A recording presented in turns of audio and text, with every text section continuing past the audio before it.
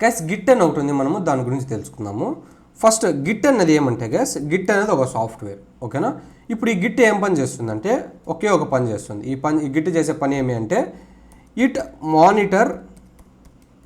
Monitor the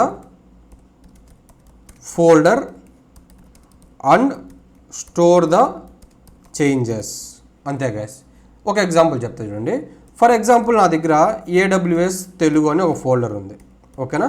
so నేను గిట్కి చెప్పా, Git ఈ ఫోల్డర్ని మానిటర్ చేయని చెప్పా. అప్పుడు అది ఏం చేస్తుందంటే ఈ ఫోల్డర్లో జరిగే చేంజెస్ అన్నిటినీ అబ్జర్వ్ చేస్తూ స్టోర్ చేసుకుంటుంది. ఫర్ ఎగ్జాంపుల్ నేను AWS అనే తెలుగు ఫోల్డర్లో ఇంకొక గ్యాంగ్ అనే ఫోల్డర్ని క్రియేట్ చేశాను, ఓకేనా. గ్యాంగ్ అనే ఫోల్డర్ని క్రియేట్ చేశాను. అప్పుడు ఇది ఏం చేస్తుంది, గిట్ అనేది మానిటర్ చేస్తాను కదా, నేను చెప్పాను కదా మానిటర్ చేయమని.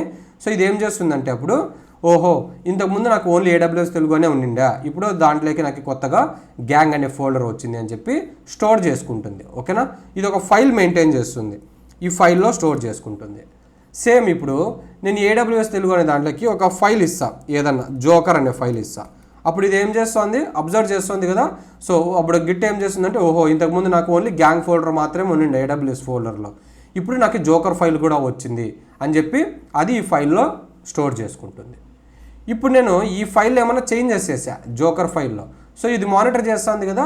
సో అప్పుడు ఇది ఏం చేస్తుంది, ఓహో జోకర్ ఫైల్లో ఇంతకుముందు ఈ డేటా ఉంది, ఇప్పుడు ఈ డేటా వచ్చింది అని చెప్పి ఒక ఫైల్లో ఇది స్టోర్ చేసుకుంటుంది.